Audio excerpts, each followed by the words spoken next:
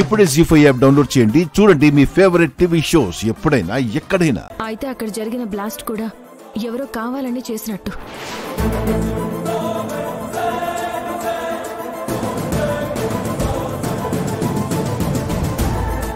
ఎవరో పక్కాగా ప్లాన్ చేసి మరి మీ మీద హత్య ప్రయత్నం చేసినట్టు.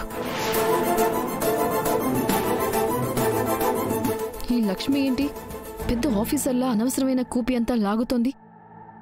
హత్యా ప్రయత్నం అని పెద్ద పెద్ద పేర్లు పెట్టేస్తోంది. నువ్వు చెప్తుంటే నాకు కూడా అదే అనిపిస్తుంది లక్ష్మి. కానీ ఫుటేజ్ మిస్ అయింది కదా, ఇప్పుడు కనుక్కోవడం కష్టం అనుకుంటా. అవును మిత్ర, అది చేసిన వాడిని ఇప్పుడు కనిపెట్టడం చాలా కష్టం. But that's okay. వాడి గురించి ఆలోచించుకుంటూ టైం వేస్ట్ చేసుకోవడం ఎందుకు? వదిలేయ్. ఏంటి వదిలేయాలా?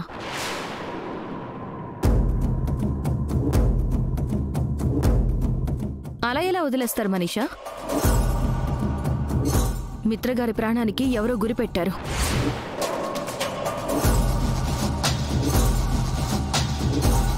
అంటే ఆయనకి ఎవరి వల్ల ప్రమాదం పొంచుంది. అది తెలిసి కూడా అంత ఈజీగా ఎలా వదిలేస్తాం?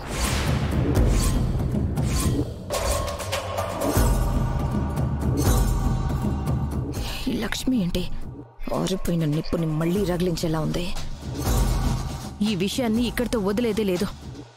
నీ ఆవేశంలోనూ ఆలోచనలోనూ అర్థం ఉంది, కానీ ఫుటేజ్ లేనప్పుడు మనం ఏం చేయగలం చెప్పు?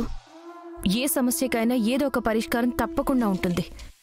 అదేంటో కనుక్కుంటే ఆ సమస్య ఎందుకు వచ్చిందో కూడా తెలుస్తుంది.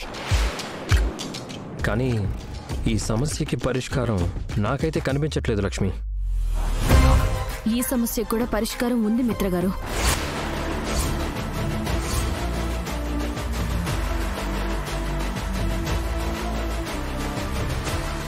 ఎలా?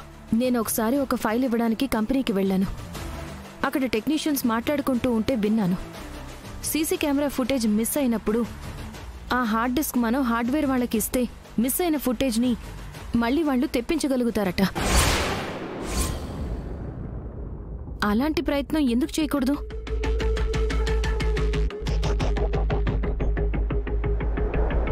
ఈ లక్ష్మి ఏంటి గతంలో కలిసిపోయిన చరిత్రని పేజీ పేజీ తిప్పి మరి అందరికీ చూపించేలా ఉంది. అవునన్నయ్య, ఇంతకుముందు కూడా నా ఫ్రెండ్ సర్కిల్లో దీని గురించి విన్నాను. ఫుటేజ్ని మళ్ళీ తెచ్చే అవకాశం ఉందనుకుంటా.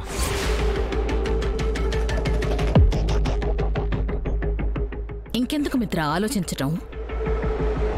సమస్య తీరడానికి ఒక మార్గం దొరికింది కదా, ఇక మీదట దాని పని చూడండి.